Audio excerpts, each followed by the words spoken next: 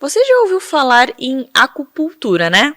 Mas em acupuntura no esporte. Hoje eu trouxe aqui a doutora Nayara, que é especialista nesse assunto e vai nos trazer muitas informações sobre esse universo. Bem-vinda ao Minuto Mamãe Bebê. Obrigada, Mari. Obrigada por me receber. Muito bom te receber aqui para falar sobre esse assunto tão importante. Então, quando a gente pensa aí na dor, no esporte, acupuntura, qual a relação entre tudo isso que eu citei? Então, na verdade, ultimamente a procura pelos esportes, pelos adultos, né, pelos adultos mais jovens, mas também acima dos 40, 50 anos, tem sido cada vez maior, com uma melhora da qualidade de vida, né? Porém, com isso, às vezes a falta de um fortalecimento específico, né, uma seriedade ali com relação ao esporte em si traz também as lesões, né? E também o excesso às vezes de treino, tudo isso traz dores e complicações que acabam fazendo essas pessoas procurarem a acupuntura como uma forma de tratamento sem medicação, sem tantos efeitos colaterais, né, e que ajuda no dia a dia eles voltarem ao treino e terem um treino mais útil, né, mais, perdão, não útil, mais proveitoso, vamos dizer assim. Quando a gente pensa em uma sessão, né, um atleta, tanto amador quanto profissional, busca, né, pela tua ajuda, pelo teu auxílio. Como que funciona esse primeiro momento? Como que é desde o início, quando a gente chega com a dor, com o problema até você? Então, no primeiro momento existe uma avaliação, né, uma consulta médica normal. Então, eu vou avaliar qual exatamente é o caso e por que ele está me procurando. Se é uma dor, se é melhora de performance, se é ansiedade, que também é bem comum. Né, a gente consegue, então, fazer essa avaliação e trazer para esse paciente específico o que vai ser feito. Um tratamento bem direcionado e individualizado, conforme o caso e conforme o esporte de cada um também, porque cada esporte tem a sua peculiaridade, vai trazer lesões diferentes, vai trazer enfoques específicos para aquela determinada pessoa. As pessoas veem na internet as agulhinhas e se assustam, Sim. mas eu já fiz e é algo que a gente não tem dor, né? É indolor, assim. E eu queria que você falasse um pouquinho sobre isso, assim, para nós, sobre esse mito, assim, de medo. Ah, eu não gosto de agulha. Sim, sim. Então depois dessa avaliação a gente vai para o que interessa mesmo, que é o agulhamento, o tratamento, né? Geralmente não é uma coisa que causa dor, mas claro que a dor ela é uma coisa muito subjetiva, né? Então tem pessoas que não sentem nada, tem pessoas que têm um leve desconforto, tem pessoas que referem a sensação como dolorosa. Mas o mais comum é ser um agulhamento tranquilo, sem grandes desconfortos. Mas quando a gente põe uma agulha em alguém, né, não deixa de ser uma agulha, por mais que ela seja muito fina, eventualmente ela vai causar uma sensação do agulhamento, que a gente chama. Então, quando ela atinge o ponto correto, o ponto que a gente quer, ou no músculo, ou no subcutâneo, enfim, ela vai desencadear essa sensação de agulhamento, que é o tal do choquinho, que é muito comum o pessoal falar, vou dar um choquinho, né? Mas é o choquinho, pode ser uma fisgadinha, pode ser um calorzinho, uma pressão, um formigamento mais comum, né? Mas são coisas muito suaves e rápidas. Então você sente, da coisa de menos de um segundo, aquilo dissipa e a pessoa não sente mais nada. Então costuma ser muito bem aceito, inclusive por pessoas que têm medo de agulha, que eu acabo recebendo também assim como o último, né? Já tentou de tudo, assim, não, tá, então eu vou lá e vou fazer acupuntura. E aí, né, mesmo essas pessoas quando fazem a primeira vez, não, poxa, se soubesse que era só isso, né, é bem tranquilo, assim, não costuma ser um problema, não. E quanto tempo leva uma sessão? Geralmente, com as agulhas, o paciente fica 30 minutos, é o mais comum, tá? Depende também do caso.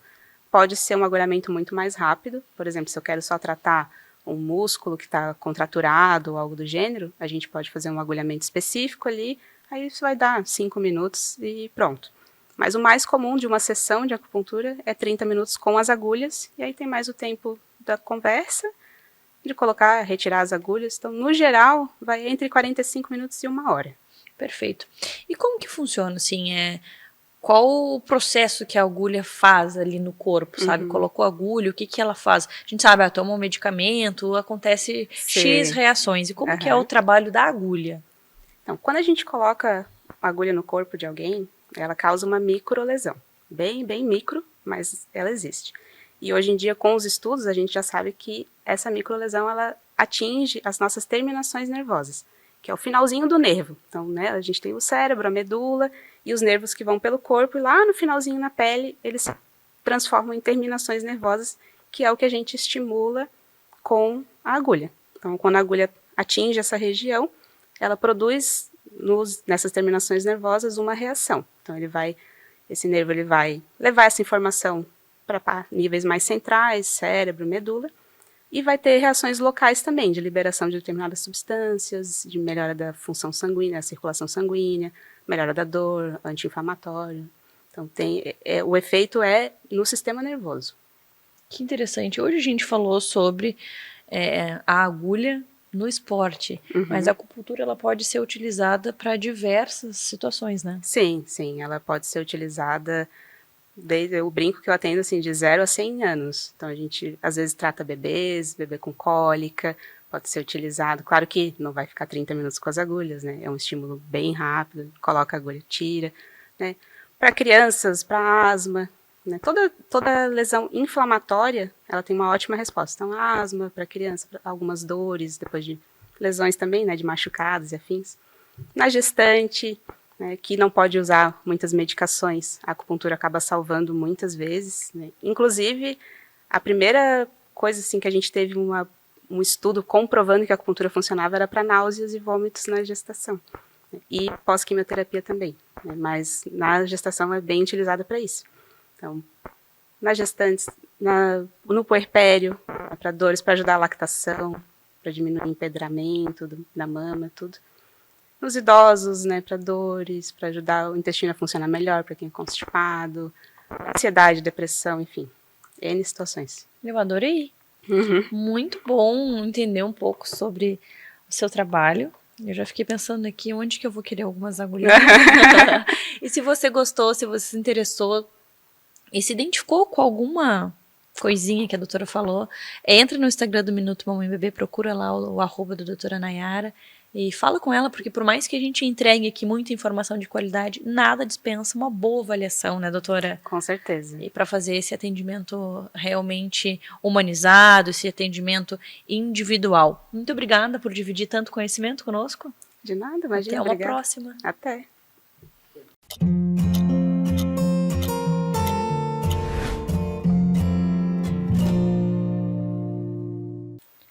Inflamação crônica. O que nós precisamos entender sobre esse assunto? Doutora Ana Carla, bem-vinda novamente ao Minuto Mamãe e Bebê. É um prazer estar aqui com você, quero agradecer, né, por essa oportunidade e também mandar um abraço para os meus pacientes que confiam em mim no meu trabalho, fico muito feliz. Que legal. Doutora, quando a gente pensa nesse assunto, inflamação crônica, o que é uma inflamação crônica? O que a gente precisa saber sobre esse assunto? Sim, a inflamação crônica, ela está vinculada a um processo no nosso corpo que é silencioso, mas que faz com que o nosso corpo aumente a possibilidade de desenvolver doenças crônicas, certo? E geralmente não tem sintomas, né? A pessoa tem ali, por exemplo, uma dor de cabeça, fadiga, tem um mal-estar, às vezes dá náusea, e pode estar relacionado a um processo inflamatório crônico. Quais são as principais causas, né, quando a gente pensa nessa alteração metabólica? A gente tem que pensar na alimentação, então uma alimentação rica em açúcar, em óleos vegetais, refinados, né, alimentos muito processados são muito inflamatórios. E hoje a gente tem muito acesso, né, querendo ou não, eu falo para os pacientes, eu não posso pôr vocês numa bolha, né, mas a gente pode aprender a se limpar e a desinflamar. Então, quando a gente fala num processo crônico inflamatório, é totalmente diferente de um processo agudo, certo? Porque o processo agudo, às vezes você tem uma infecção, você fica com uma gripe. Aí você dá uma febre, né, dá uma dor no corpo. O processo crônico é algo mais sutil, que está alterando o seu metabolismo, mas você não sente. Então, esse é o cuidado. Outras causas, né, o sedentarismo, alteração no sono, a questão também de toxinas. Hoje a gente tem muitas toxinas nos alimentos, em maquiagem, né? Então, isso altera também a produção hormonal. Então, é um processo silencioso que vai modificando ao longo do tempo o seu metabolismo. A gente pode colocar que é uma das bases principais para doenças crônicas, como diabetes, como hipertensão, doenças autoimunes. Então, a gente precisa ficar de olho nisso, porque não está muito claro que você está inflamado, sabe? São sintomas, assim, bem sutis. E hoje está correlacionado ao estilo de vida moderna. Né? Então, a gente está inflamado, a maioria dos meus pacientes eu trato inflamação e eu ensino eles a se limpar dessas toxinas e aderir a hábitos que são muito simples, assim, sabe? A gente começa ali alterando e alterando. Eu tenho alguns pacientes, por exemplo, que começaram o acompanhamento comigo e eu acordava muito tarde. Acordava tarde mesmo, gente, umas 11 horas. Então, perdia esse despertar, esse acompanhar do sol, né? Porque a gente funciona de acordo com o sol também. E aí, o que acontece? Alteração hormonal, inflamação crônica, aí vícios, né? Entre tabagismo, por exemplo, álcool, que também são toxinas que pioram esse processo. E aí, nesse tipo de caso, né? O paciente dorme tarde, acorda tarde. O que acontece? A gente precisa, por exemplo, começar a dormir um pouco mais cedo. E aí, acordar um pouco mais cedo. E olha que são pacientes que estão comigo mais de um ano. E agora que começaram a colocar mesmo esse hábito em prática. Por quê? Porque quando a gente fala de hábito, é um acompanhamento. É todo dia um pouquinho. A gente vai aprendendo algo novo e vai colocando em prática. Né? Então, é aquele altos e baixos do acompanhamento médico, né? E quanto mais a gente eu vou oferecendo conhecimento, né? Eu vou dando ali uma direção relacionada à dieta, exercício físico, qual que é o melhor para cada paciente, né? Suplementação, tudo isso vai fazendo com que o seu corpo vai melhorando. Então, às vezes, 50 anos mal vividos podem ser resolvidos ali em 1, 2 anos. Por isso que eu falo, nunca é tarde. Nunca é tarde para a gente desinflamar, para a gente começar a aderir novos hábitos. Ingesta de água, por exemplo, é excelente para reduzir o processo inflamatório. Então, já falo, cadê a sua garrafinha? Cadê a água? Vamos começar a beber água. Então, são hábitos simples, né? Hábitos simples que fazem com que a gente evite diversas doenças. Então, Alzheimer, diabetes, hipertensão, né? Doenças autoimunes, elas não começam da noite para o dia. Elas começam 10, 15, 20 anos antes. Então, toda doença, quando a gente atua com foco na saúde, a gente consegue evitar e até mesmo reverter. Tá? Então, esse é o objetivo aqui, de falar sobre esse processo inflamatório que muitas pessoas vivem. É difícil um paciente que eu atendo e não tenha, muito difícil. E a gente consegue compreender, por exemplo, com alguns exames, né? Tanto exames mais específicos quanto exames mais comuns, né? Por exemplo, um PCR acima de 0,5 já mostra que você está com algum processo inflamatório ali, né? Uma ferritina mostra mais processo inflamatório crônico acima de 150. Tem que ficar de olho, e também porque altera o fígado, né? O fígado é o nosso órgão assim maravilhoso, né? Que filtra tudo no nosso corpo, né? Então, tem formas, né, até mais precisas, como a metabolômica, que compreende como que o seu organismo está funcionando. Hoje em dia, tem como a gente intervir associando o primitivo, que a gente pode dizer que é os hábitos de vida, alimentação, né, direcionar dessa forma, associado à medicina de alta precisão, que é ali metabolômica. Hoje a gente tem tantos exames, né, que a gente consegue compreender como o metabolismo está funcionando. Epigenética, né, várias formas que a gente consegue compreender esse ser humano de uma forma única, né, e direcionar o tratamento de acordo com as necessidades do paciente. A gente pensa que é impossível, né? Mas como você falou, são mudanças ali básicas, né? No dia a dia, incluir a atividade física, beber mais água, uma alimentação mais proteica, né? Com menos carboidratos, enfim. E, claro, não é fácil, né? Da noite pro dia, você não vai conseguir mudar 20, 30, 40 anos, né? De hábitos errados, mas eu acho que começar. Exatamente. Primeiro inclui a água. Comecei, a água já tá tranquilo. Vamos para um outro nível. É melhor assim do que nunca fazer nada. Exatamente, né? E eu falo que é o tanto que você está disposto a mudar mesmo, né? Então, é abandonar velhos hábitos e começar a aderir novos, né? Eu não gosto muito de falar assim, vou tirar hábitos, né? Vamos começar a mudar, sabe? Em vez de tomar tanto café, coloca um chá, coloca mais água, né? Então, tem várias formas de a gente melhorar, né, de acordo com a necessidade de cada um, a rotina, né, melhorar relacionamento, melhorar toda a parte mental, né. Eu estou trazendo muito, assim, com os meus pacientes, a questão de uma vida consciente. E isso é ver o todo, né, ver o que faz sentido para a sua vida, o que você deseja viver realmente, né. E não é só o corpo. Quando a gente fala de um processo inflamatório, né, a gente está falando de alteração de humor, né, de inconstância, de medos, de dores. Então, inclui o físico e o psíquico, né? Sensacional. Obrigado por Imagina. trazer essas informações para nós e até uma próxima. Até mais, gente. É muito maravilhoso estar aqui.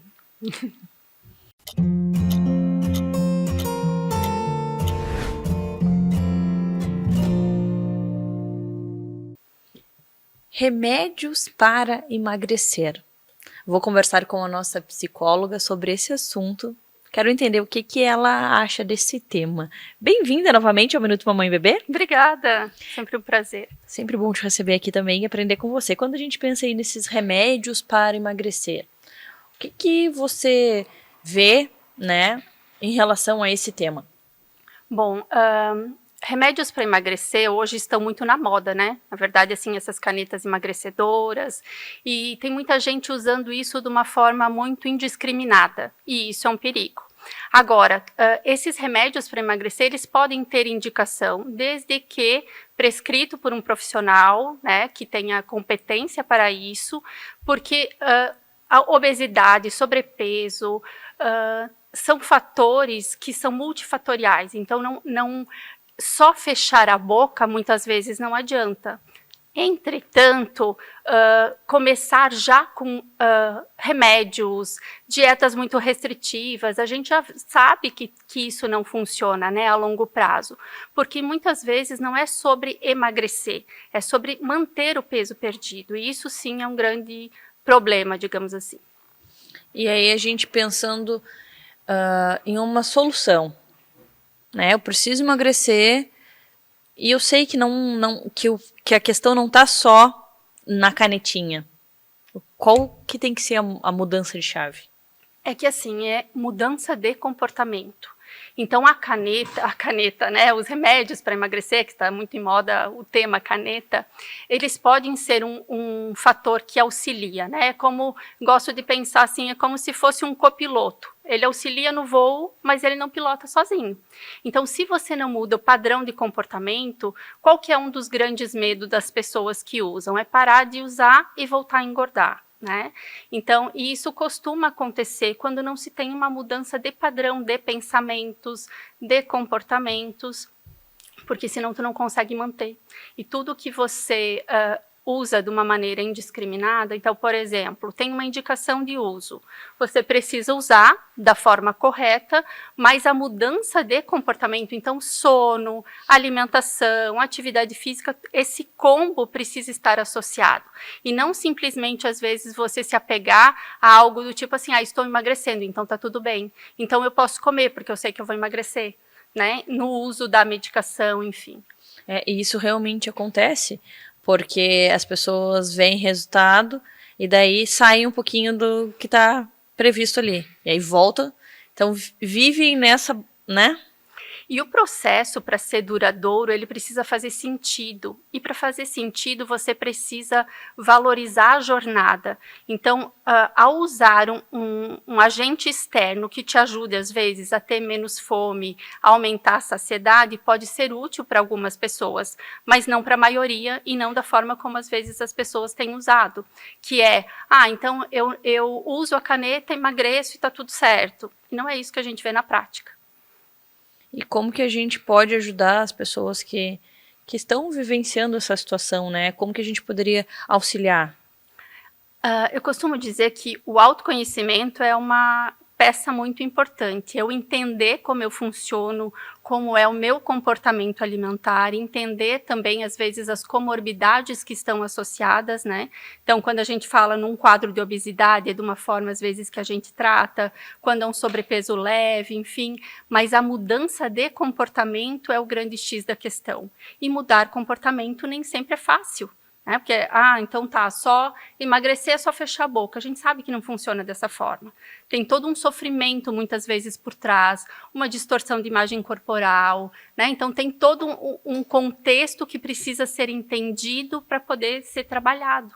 Porque é como se tu tem uma goteira em casa, tu coloca um balde, ele, ok, não tá molhando o teu chão, tá ali provisório, mas se tu não resolver a goteira, tu nunca vai se livrar desse problema, né? Então, tem uma questão nesse sentido. E, às vezes, é também aprender a dar sentido a isso, então, ao teu comportamento alimentar. Tem pessoas que vivem no efeito sanfona, né? Então, engorda, emagrece, engorda, emagrece. Há um sofrimento muito grande nisso. E por que a gente não consegue manter? Por que algumas pessoas não conseguem manter o que elas ganham? Porque muitas vezes está associado a padrões que não são, que não são compatíveis com manter. Quando é dieta muito restritiva, tu não consegue ficar em restrição por muito tempo. Então, a tendência a voltar ao padrão é muito grande, né? Às vezes, a questão da medicação, tu não consegue passar uma vida inteira em medicação, né? Então, às vezes, voltar, da mesma forma, às vezes, uma cirurgia bariátrica. Se tu não faz um trabalho extra, além da redução ali do estômago, as pessoas voltam a engordar, porque não se mantém.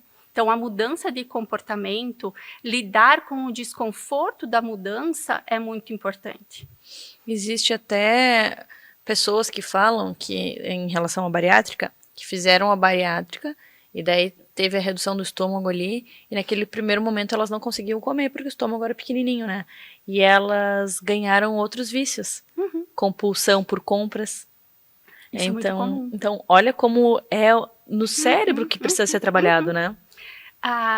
Não existe corpo gordo, né, digamos assim, o peso com a mente que não acompanha dessa forma. Então, geralmente, o corpo ele acompanha o teu padrão de pensamentos, né, a forma como você entende as relações, o mundo, enfim.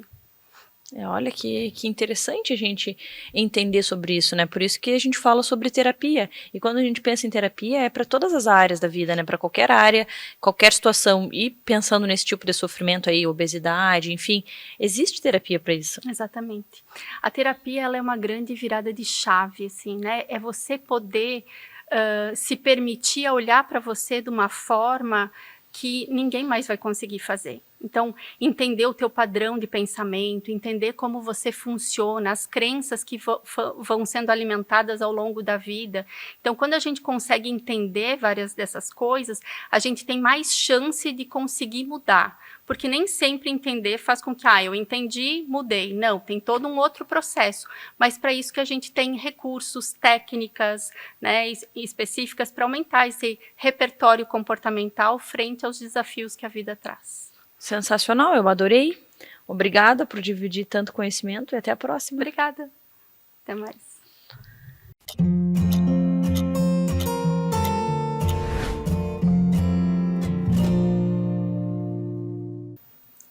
Monitoramento da água das piscinas. Eu vou conversar sobre esse assunto com a Ana da Aquavita. Ela tem bastante informação interessante para compartilhar conosco.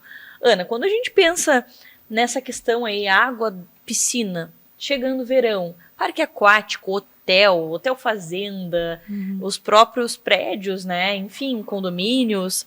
O que a gente precisa saber sobre esse assunto? Então, primeiro, né, obrigada pelo convite de estar aqui novamente com vocês. E eu acho que é bem interessante trazer essa parte de análise de piscina, porque muitas pessoas não sabem e não têm um conhecimento sobre isso. Então, condomínios, hotéis, pousadas que têm uma piscina, né? Eles precisam, além de monitorar, de realizar lá o tratamento da água, eles precisam realizar uma análise para a gente verificar se aquela água realmente está própria ou não para o banho.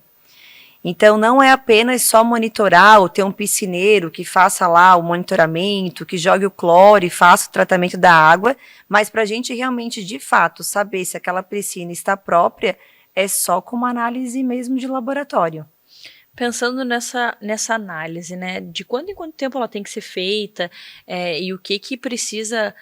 Claro que a gente não vai entender tudo, assim, mas o que precisa estar ok, como que precisa ser essa água para ela estar própria para banho. Então, essa análise, a gente tem uma legislação, que é uma legislação estadual, né, aqui de Santa Catarina, e ela fala que tem que ser feito o monitoramento mensalmente. Então, todo condomínio que tem piscina, né, hotéis e pousadas, eles precisam realizar uma análise todo mês. Essa análise ela é legal que ela engloba a parte físico-química, né, que é pH, a gente vê alcalinidade, dureza, e também engloba a parte microbiológica, que são os coliformes termotolerantes, E. coli, pseudomonas, estafilococos, que a gente analisa, para verificar se realmente aquela água pode se tomar banho ou não. A gente esquece, às vezes a gente olha para uma piscina e a gente vê aquela água cristalina. E aí a gente fala assim, nossa, tá limpinha, vou tomar um banho, que água bonita. Mas os micro-organismos a gente não consegue ver o olho nu. Então, às vezes, a piscina realmente está muito bonita, super cristalina, mas a parte microbiológica está contaminada. E tem várias doenças que vêm da piscina. Então, tipo, hepatite é uma doença que se pega em piscina, salmonela, as viroses. Então, tem muita coisa que se a piscina não estiver sendo monitorada de forma correta, pode se pegar com uma piscina contaminada. E agora a gente vê essa questão de parque aquático, imagina, são piscinas imensas, né? Sim. Quantas pessoas entram ali? Sim. E eu lembro que antigamente, para tu entrar nos clubes, tinha um médico que fazia uma consulta nas pessoas para ver questão de frieira, várias coisas, micoses, para ver se a pessoa poderia entrar para a piscina ou não. E hoje é livre, tu comprou o ingresso, tu entra. Tu entra, sim. Então, parque aquático, onde tem uma rotatividade muito grande de pessoas, tem que ter um monitoramento muito forte. Né? Condomínios, tudo, antigamente se pedia, né, exame de sangue para poder entrar na piscina, que é o correto, vamos dizer assim, né? Mas com uma análise pelo menos mensal, verificando que aquele tratamento está sendo eficiente, hoje em dia já é o suficiente.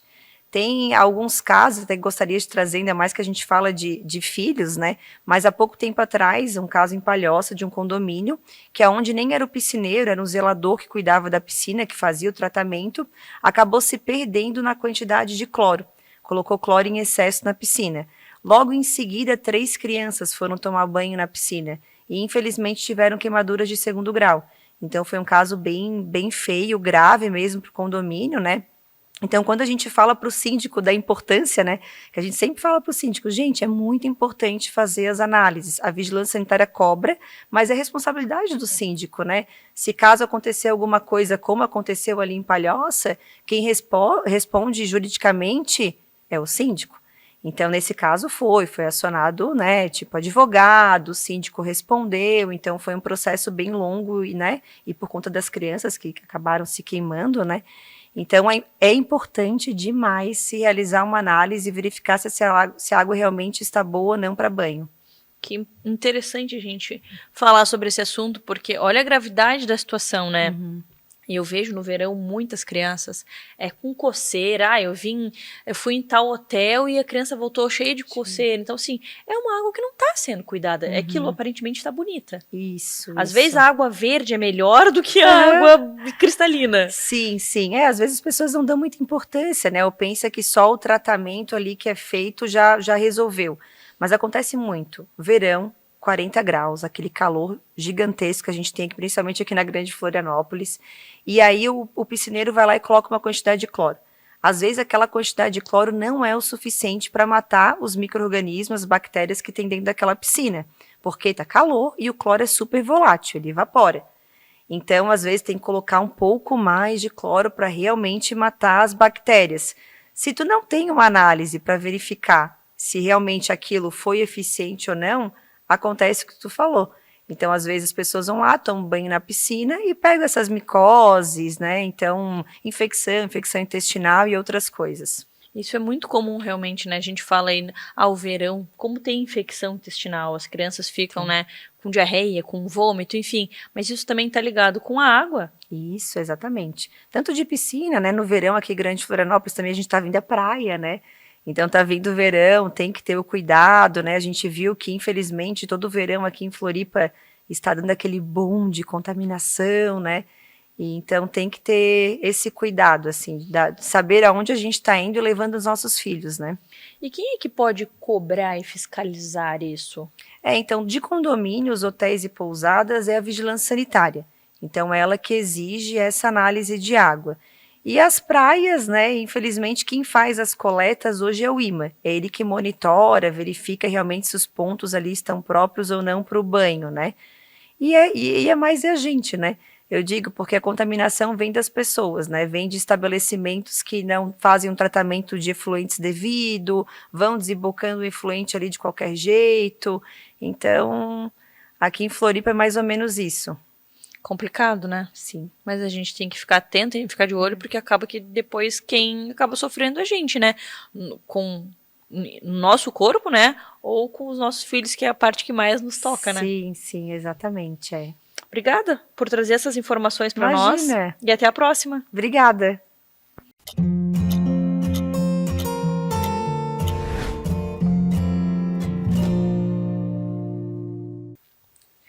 A ligação entre a fala e o desenvolvimento motor. Eu trouxe hoje 2 profissionais para falar sobre esse assunto. Óbvio que um fisioterapeuta e uma fonoaudióloga. E a gente vai começar falando sobre o desenvolvimento motor com o nosso fisioterapeuta, João. Bem-vindo ao Minuto Mamãe e Bebê. Obrigado. Eu achei muito interessante esse tema, da gente falar sobre isso, sabe? Sobre uma coisa estar ligada à outra. A gente fala muito sobre isso aqui e eu queria que você explicasse para nós, então, a importância do desenvolvimento motor justamente para a gente atingir ali a fala. Sim.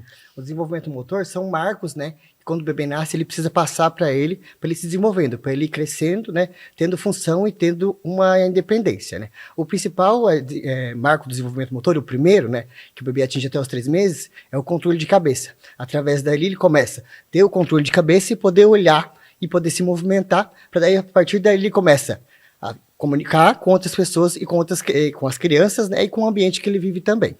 E é interessante a gente saber que existem marcos.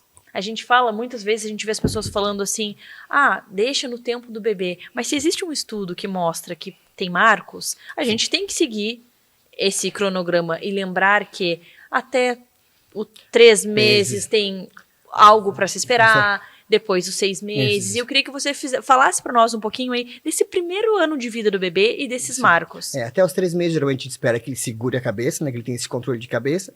A partir dos 6 meses, que ele tem o controle que a gente chama de tronco, que ele comece a sentar sozinho. Ali, por volta de 8 meses, que ele comece a engatinhar. E ali, a partir dos 10 meses, até algumas literaturas falam até os 18, mas agora está sendo estudado isso para até 16 meses, que é o caminhar, que é ele caminhar de forma independente sozinho, né? Mas antes disso, né, ele passa por todas as etapas, fazendo o rolar, o sentar, fazendo a descarga de peso, né, o que é muito importante, né? Que às vezes as mães, elas procuram a gente, que elas ficam preocupadas. Às vezes eu tenho meu neném, tem 12 meses e ele ainda não está andando. Mas ele tem algumas etapas para passar antes de fazer isso, né? E que a gente fala.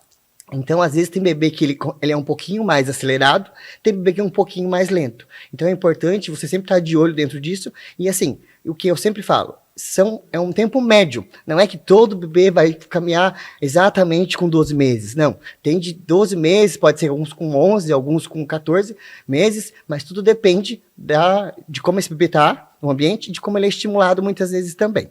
Que legal. Geise, quando a gente pensa aí na parte da linguagem, da fala, qual é essa ligação, né, do desenvolvimento motor com a linguagem, com o falar?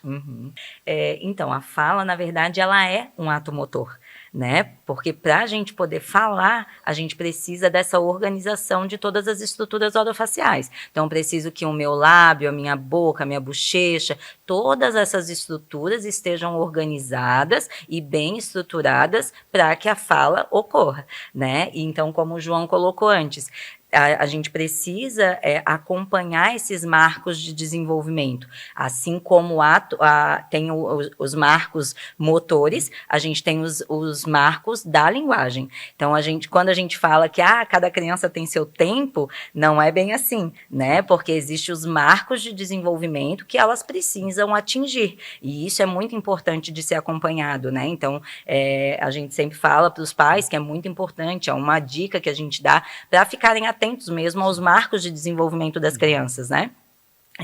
Eles começam, como o João comentou ali, até os 3 meses, com essa sustentação de cabeça. Então, quando o bebê começa a ter essa sustentação de cabeça, ali já começa a comunicação, né? A linguagem já começa a se desenvolver a partir dali, porque a partir do momento que a criança começa a sustentar a cabeça, ela já começa a ver o mundo com outros olhos, a gente brinca, né? Então, ela já começa a enxergar o mundo ao redor dela. A partir do momento que ela começa a transição de rolar, de sentar, que as mãozinhas ficam livres, ela já começa num dos principais pontos, né, para o desenvolvimento da linguagem, que é a intenção de se comunicar, que é o apontar, que as mãozinhas já começam a ficar livres, o pegar as coisas, né? Então, tudo isso são marcos muito importantes para o desenvolvimento da linguagem da criança. Então, que por vezes, por ser um bebê, né, ser um bebezinho menor, a gente não dá tanta atenção, mas que vai refletir totalmente lá na frente, quando a criança chegar próximo dos 12 meses, quando a gente espera que a criança comece as primeiras palavrinhas, e podem não chegar, mas não por ela não saber falar ou ter um atraso. Às vezes pode estar relacionado ao atraso motor que ela teve e automaticamente pode atrasar esse desenvolvimento da linguagem também. Por isso que a gente fala que os dois caminham juntos, né? Porque realmente é muito importante que a criança tenha esse controle motor global para que a linguagem se desenvolva. E existe alguma forma da gente estimular as crianças para que elas atinjam o que é esperado para as idades? Sim, são 2 coisas, né? Primeira coisa, essa questão de estimular com brinquedos, né? Com atividades, colocar o bebê de prono desde o início ali, ele estimulando esse controle de cabeça, criando força nessas musculaturas, né? Depois colocar ele na posição sentado, colocar brinquedos, colocar ele em ambientes externos, né? Em contato com a natureza, com a areia, né? Depois colocar ele em pé, na beirinha do sofá, fazer brincadeiras com ele. Então, existem algumas brincadeiras que você pode estar estimulando. E também é importante você sempre estar observando algum movimento, ver se esse bebê ele tem algum atraso ou não, né? Porque também existe o que a gente chama de reflexos primitivos, que são reflexos que são normais, né, no bebê, e com o tempo eles vão se integrando. E muitas vezes, se o bebê tem algum atraso, esses reflexos eles ficam presentes. Então, eles são sinais de alerta muitas vezes também. Então, dá para estimular, e é sempre bom ter esse olhar também, dando uma avaliada na criança. Que legal. E quando a gente fala dos marcos aí, o que se espera para cada idade na questão fala? Então, na verdade, como eu falei, né, desde os 3 meses, desde que a criança nasce, a gente já começa essas observações e aguardar esse desenvolvimento, né? Então, até os 3 meses, a gente espera que a criança comece a fazer esse contato, comece com o olhar, né, a visualizar mais, a focar mais esse olhar. A partir ali dos 4 meses, 6 meses, os balbucios já começam a aumentar, né? Depois começam ali próximo dos 9, 10 meses, 11, começam já a iniciar algumas pseudo-palavrinhas que a gente chama, né, que é o papapá, mamamã, né, então já começam assim, o papai, né, mais direcionado, mais com significado, digamos assim, né, aga, então próximo de 12 meses, mais ou menos, a gente espera as primeiras palavras já mais com significado, com uma fala mais funcional, que a gente chama, né? Então, papá, mamã, aga, né? Coio, né? Colo. Então, uma coisa que eu gosto muito de falar, assim, a criança não sabe falar. Não, é que existem também o desenvolvimento e a aquisição dos fonemas da fala, né? Então, a criança ela não vai começar a falar e já falar corretamente todas as palavras, né? Ela vai falando e vai aprendendo esses sons à medida que ela vai se desenvolvendo também, né? A gente tem o que a gente chama ali de uma tabelinha da aquisição desses fonemas da fala. Então, ela começa com papapã, mamamã, depois ela vai adquirindo outros sons, tã, dã, e aí assim por diante, até conseguir chegar lá no R do barata, que é o mais difícil, que é o que todo mundo chama muita atenção dos pais quando a criança não sabe falar, mas às vezes ainda está dentro do esperado para a idade, né? Então, por isso que é importante acompanhar esse desenvolvimento. Eu adorei. Uma coisa que é sempre importante também, tanto em relação à fala quanto ao desenvolvimento motor, é a repetição, né? Tanto a criança, para ela aprender e passar pelos marcos motores, quanto pela fala, ela vai aprender repetindo. Então, por isso a gente sempre fala de estimular tanto a criança, muitas vezes. Eu adorei, gente. Obrigada pelas informações e até a próxima. Obrigada.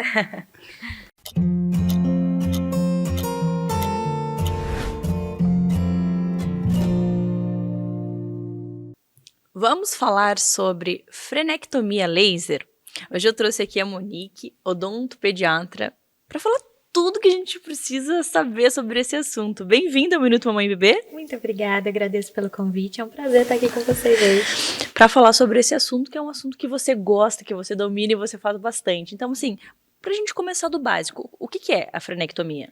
Bom, a frenectomia é quando a gente tem um paciente, geralmente bebezinhos, mas isso pode acontecer em crianças maiores também, até mesmo em adultos, que tem a língua presa. Então, quando não foram diagnosticados, podem se tornar adultos com problema na língua, né? Tanto na fala, respiração, e quando bebezinhos a gente percebe mais um problema na amamentação. E aí a criança tem essa língua, o freio da língua mais curto, e isso impede que a língua faça as funções que ela deve exercer normalmente. E essa avaliação é feita pelo odontopediatra, e aí vocês decidem, vocês têm um parâmetro, vocês algo assim para medir, não, essa língua não tá levantando, por isso que não tá dando certo a amamentação, e aí como que funciona essa decisão, essa avaliação? Isso. A gente tem sim os testes, né, para fazer uma avaliação, e aí tem os parâmetros que a gente segue nesse teste, mas geralmente o teste é feito por uma fonoaudióloga. Então a gente trabalha muito em conjunto com algumas fonos para fazer esse diagnóstico. Então geralmente faz esse diagnóstico até mesmo na maternidade, quando o bebê nasce, né? Hoje é obrigado, todo bebê passa pelo teste da linguinha, e aí faz o diagnóstico já na maternidade, se esse paciente tem ou não a língua presa, a anquiloglossia. Se caso for diagnosticado desde bebezinho, a gente já faz o procedimento desde cedo. O que pode acontecer é que, às vezes, em alguns casos, esse freio é um pouco duvidoso, ele é um pouco difícil de ver. E como é muito pequenininho, o bebezinho é bem pequenininho, às vezes passa batido, ele não apresenta dificuldade na amamentação e depois vai apresentar só na fala, quando maiorzinho. E aí, novamente, a gente encaminha para a fonoaudióloga para fazer esse teste, né?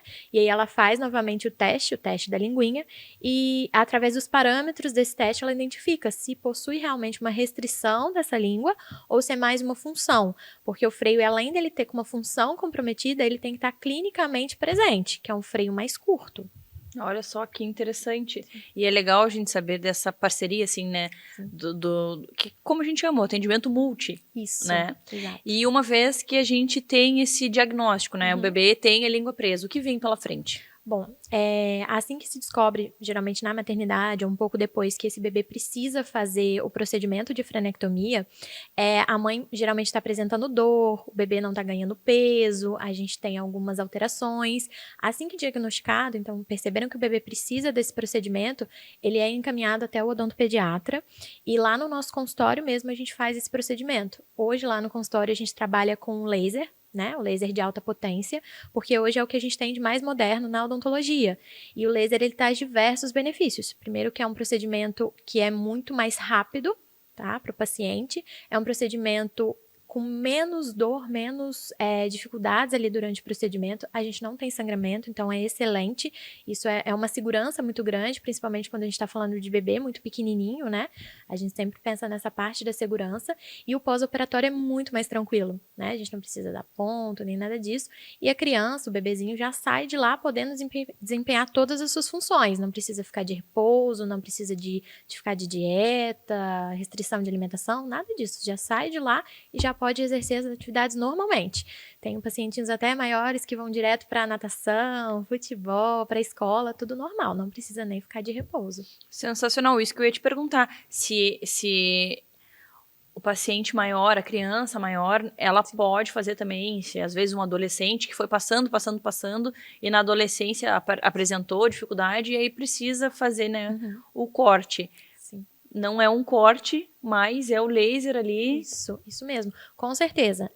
Eu mesmo tenho alguns pacientes que às vezes passaram pela infância e não apresentaram nenhum sintoma, nenhum sinal, e quando tá maiorzinho vem apresentar problema na fala, tem dificuldade, às vezes são crianças também que têm bastante tensão no pescoço, né, eles ficam bem presinhos assim, então eles têm bastante tensão, e aí, às vezes, quando tá grande, até mesmo a escola indica, fala com os pais, eu tô com dificuldade de entender algumas palavras, o pai procura a fono e a fono nos indica.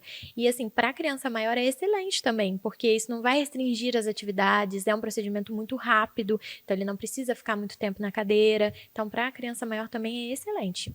E é um procedimento que necessita de anestesia? Sim, a gente dá um pouquinho de anestesia, né? Alguns estudos já indicam que o laser ele não causa tanto desconforto como a técnica convencional, né? Mas, mesmo assim, por segurança da criança, do bebê, a gente faz anestesia, mas é uma quantidade muito pequena em vista a outros procedimentos. É uma anestesia que dura ali uns 20 minutos, é bem rapidinho. E é bem local, bem pouquinho, e a gente consegue fazer o procedimento sem dor, sem sangramento, e o pós-operatório super tranquilo. E nesse pós-operatório a mãe vai precisar fazer alguma coisa? Passar uma pomada, medicação, como que é? Não, em bebezinho a gente não pede para passar nada, a gente até indica uma medicação do pós-operatório só para caso ele venha sentir alguma coisa, né? Mas é por via oral, né? Medicação. Criancinhas maiores, às vezes a gente indica passar um gel ali embaixo só para limpeza, mas não é obrigatório. Tá? Porque o laser já faz toda a desinfecção ali enquanto ele está fazendo o procedimento, né? Por ele ser muito quente, mas não precisa necessariamente passar nada no local. A única coisa que a gente pede é para fazer os exercícios com a fono. Então, ele volta com acompanhamento para uma fono, por isso que a gente anda bem juntinho, né? O odontopediatra com a fono, e aí ele volta para a fono para fazer esse pós-operatório. Que interessante. E aí os resultados são incríveis, a mudança satisfatório demais para o odontopediatra, né? Sim, muito. Os bebezinhos, às vezes a mãe chega lá reclamando de muita dor, não tá conseguindo, bastante frustrada, né? Porque era para ser um momento tranquilo, um momento bom ali para eles e geralmente não é. Ela sente muita dor, o bebê não ganha peso e aí vem toda aquela frustração. Será que sou eu? Será que é o leite que tá pouco? Será que eu não tô conseguindo? E às vezes não é. É um problema realmente de anatomia de língua, que ele não consegue fazer o movimento da extração do leite e ele não consegue mamar direito. Olha, um detalhe, sim, né, que faz toda a diferença e que se a gente não resolve pode atrapalhar tudo, todas as funções que a língua precisa exercer, ela não vai exercer. Exatamente. Bebezinho é mais a amamentação, mas depois vai ter respiração, vai ter a deglutição, né? Se alimentar, são crianças que não conseguem se alimentar com alimentos mais fibrosos, né? Tem muita dificuldade, carne, demora para mastigar. E mais para frente também a fala, que depois fica bem mais difícil. Eu adorei. Obrigada por compartilhar Imagina. tantas informações conosco. Imagina. E até a próxima. Até a próxima.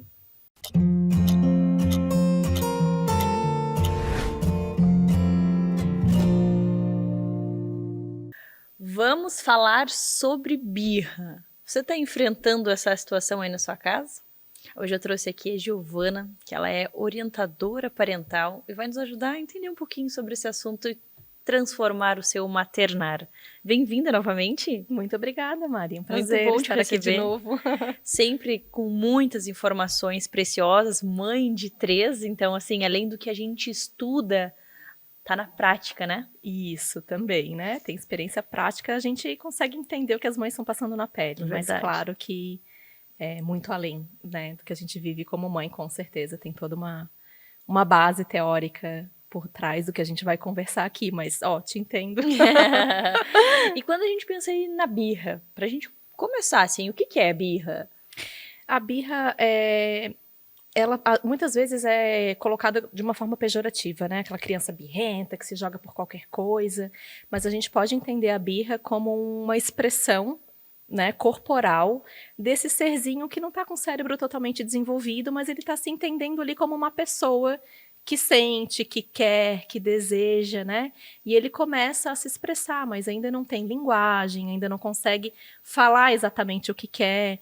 Então, essas emoções mais intensas que todo mundo sente, inclusive as crianças, tristeza, raiva, frustração, medo, muitas vezes a única forma que a criança tem de expressar é fazendo aquele choro e se jogando para trás e expressando com todo o corpinho o que está passando lá dentro do coraçãozinho dela. Então, a gente pode olhar a birra com um pouquinho de compaixão pelo que está acontecendo com a criança, né? Mas, de fato, é esse choro descontrolado, esse corpinho que se joga, né? Então, todo mundo reconhece. E a gente fala assim, parece que o mundo não está preparado para ter crianças, né? Daí já vem aquele olhar, a gente já fica assim, e às vezes a gente acaba fazendo algo porque os outros, o que os outros vão pensar se eu não tomar uma atitude agora? Isso. Então, assim, como ajudar essas mães, esses pais a enfrentar esse momento? Isso. Porque é muito vista como falta de limites, né? É uma criança sem limites. E a gente não olha para a fase do desenvolvimento. Então, a primeira coisa é entender que é um movimento natural que começa mais ou menos ali com 2 anos de idade, mas ele tem um tempo, né, de 2 a 5 anos de idade que a criança vai devagarinho tendo mais recursos internos para lidar com essas emoções, né? Então, é claro que uma criança de 2 tem uma forma de se expressar, uma de 5, outra, uma de 8, outra. A gente quer ver essa mudança ao longo do tempo, né? Então, não é normal que uma criança de 8 anos no shopping se jogue no chão, né? Mas uma de 2 é completamente natural.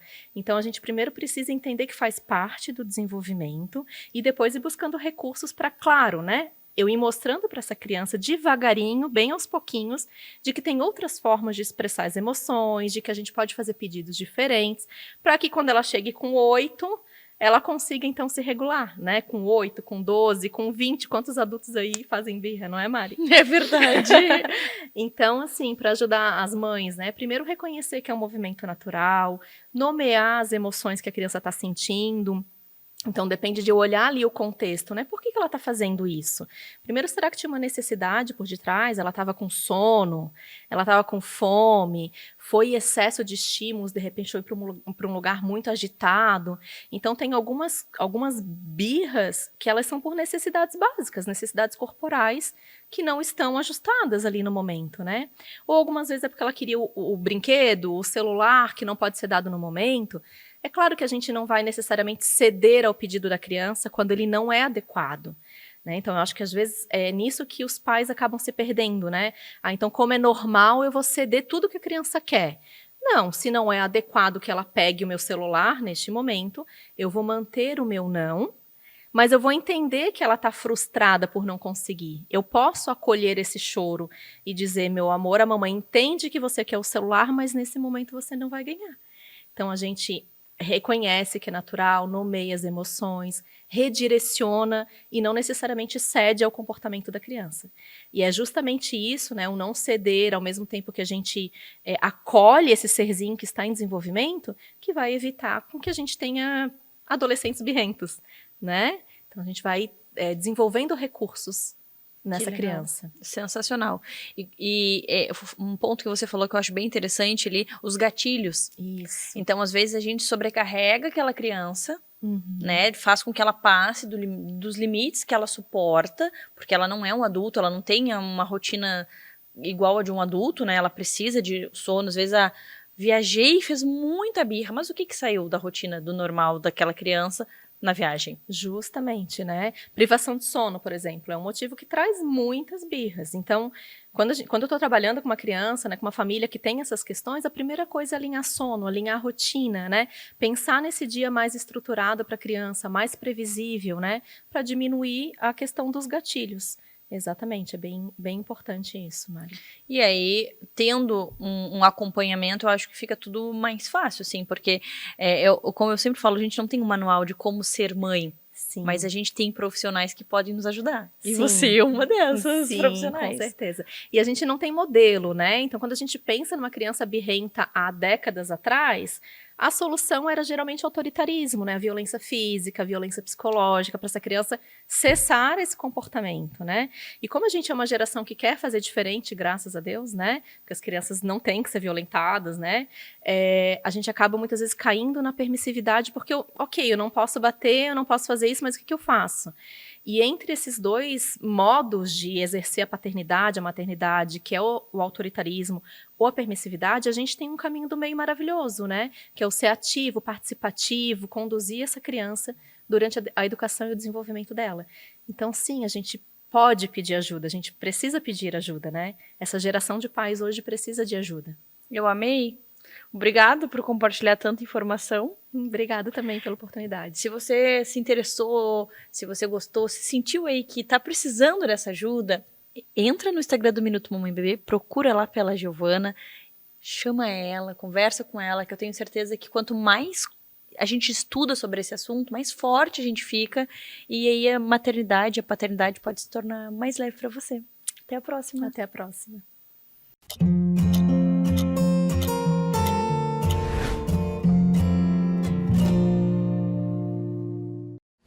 Há 20 anos no mercado televisivo e de produção, Premier Produções oferece soluções práticas e inteligentes.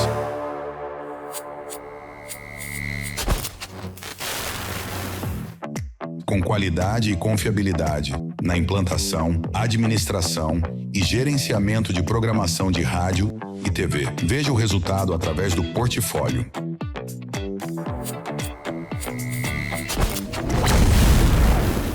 Wilson Antônio Betim, nascido em Pelotas em 1964, foi o fundador visionário do grupo Premier Produções. Formado como técnico eletrônico pelo Cefet, ele iniciou sua trajetória na radiodifusão ao se mudar para Florianópolis em 1987.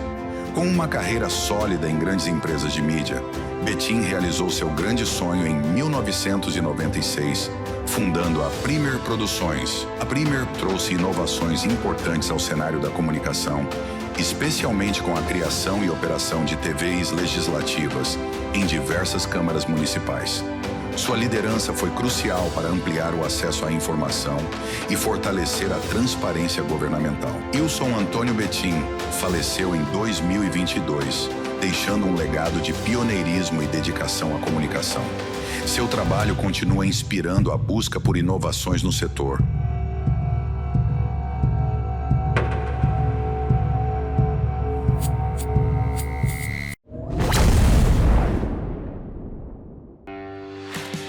A Premier Produções é a maior fornecedora de mão de obra e equipamentos profissionais para rádio e televisão do sul do Brasil.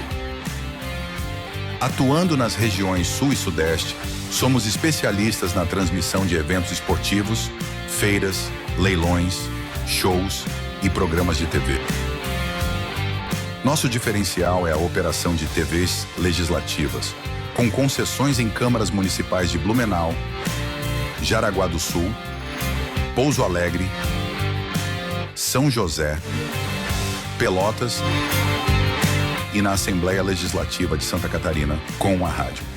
Além disso, a Premier Produções é reconhecida por sua experiência em radiodifusão, multiprogramação digital e tecnologia broadcast, oferecendo soluções de alta qualidade em transmissão audiovisual. Nossas parcerias estratégicas com empresas como Intelsat, Embratel e Hispasat garantem a robustez e confiabilidade dos serviços via satélite. Premier Produções, líder em soluções de radiodifusão e comunicação legislativa.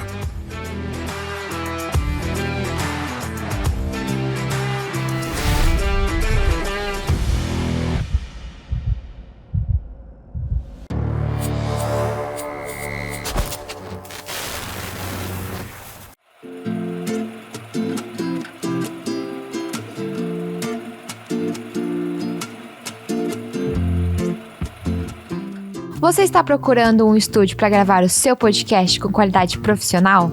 O nosso estúdio oferece tudo o que você precisa. E sabe qual é o nosso grande diferencial? A oportunidade de ter o seu conteúdo exibido em nosso canal de televisão.